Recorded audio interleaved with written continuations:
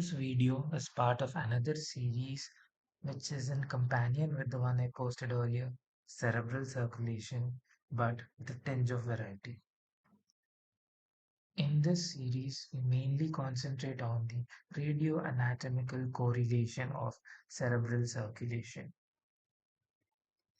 So on the right side of the screen, we can see a left lateral view of a 3D model. And on the left side of the screen, we see a sagittal section of a contrast enhanced CT angio brain. Um, so we know that the branches of the arch of the aorta from the right towards the left is the brachiocephalic trunk, the common carotid artery, and it is followed by the left subclavian artery. The same can be depicted over here in the left side of the screen. This is the arch of aorta. We are towards the right side. I'm scrolling towards the left side. We can see the first branch, which is the brachiocephalic trunk. If we scroll more towards the left side, we can see the origin of the common carotid artery arising from the arch of the aorta. If I scroll more towards the left, this is the left subclavian artery. Usually the vertebral artery arises from the subclavian artery, but sometimes as an anatomical variant, vertebral artery can directly arise from the arch of the aorta, which is seen in this case. So this is the common carotid artery. Now this is the left subclavian artery. And left vertebral artery is arising in between the common carotid and the left subclavian artery. This is the left vertebral artery. Anyway, the same can be depicted in the 3D model towards the right. This is on an oblique view. This is the arch of the aorta. This is the brachiocephalic trunk.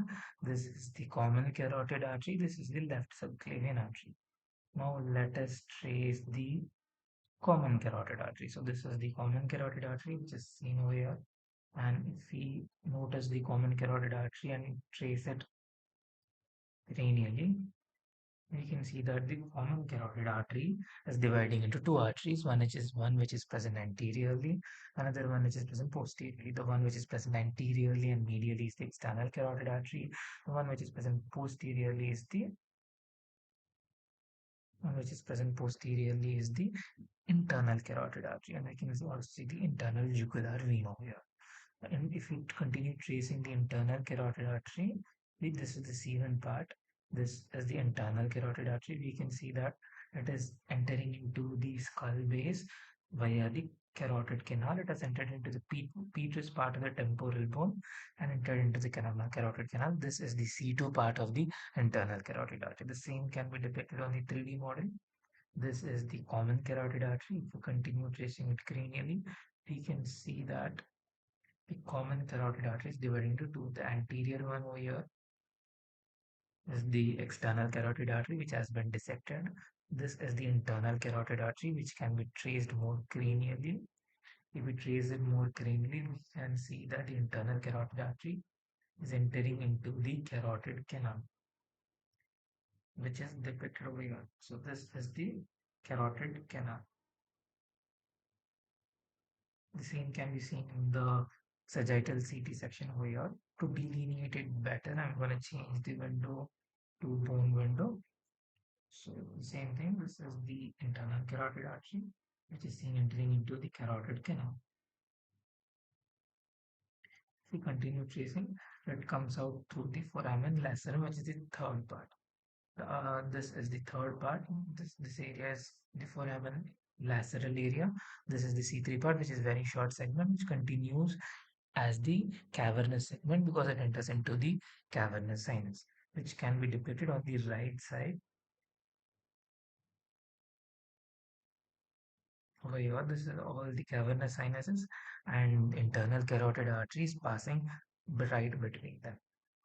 So this is the internal carotid artery. So this is the C4 part of the internal carotid artery. Let's go towards the right side to depict it easier. This is the common carotid. This is the internal carotid artery, which is seen enter into the carotid canal, and this is the C3 part, the small one over here, and this is the C4 part of the internal carotid artery, which is seen entering into the cavernous sinus. If we scroll on the sagittal section of CT, we can clearly see that the cavernous part actually has five segments. This is the vertical part, the posterior genu. Vertical part is the first one, the posterior genu is the second one, the horizontal is third part, and this is the anterior genu. And finally, what we get is this below segment is the fifth one, which is the subclinoid segment. The same thing can be depicted over here on the left side. If we remove the parietal bone and the temporal bone, let's keep the sphenoid bone over here intact. Uh, so this is the C2 part, which is becoming the C4 part. Here we can clearly see this is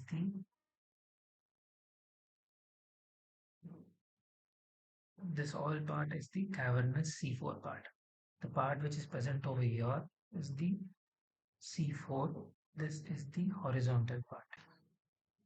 So let's see the C4 cavernous part of the internal carotid artery on the right side. So just to give you the orientation, this is this all is the internal carotid artery obviously, and this is the C4 part. You can see the cavernous sinus over here. This is the C4 part, like I showed it in the sagittal section of CT as a vertical part, vertical part, vertical part over here. It has a posterior genu over here, posterior genu over here, and then it has the horizontal part. This is the horizontal part which is depicted here. If we scroll a little, this is the anterior genu which is depicted over here. This is the anterior genu. And the final part is the part below the clinoid process of the sphenoid bone. This is the subclinoid part, which can be seen over here. This is the clinoid process of the sphenoid bone, and this is the subclinoid part.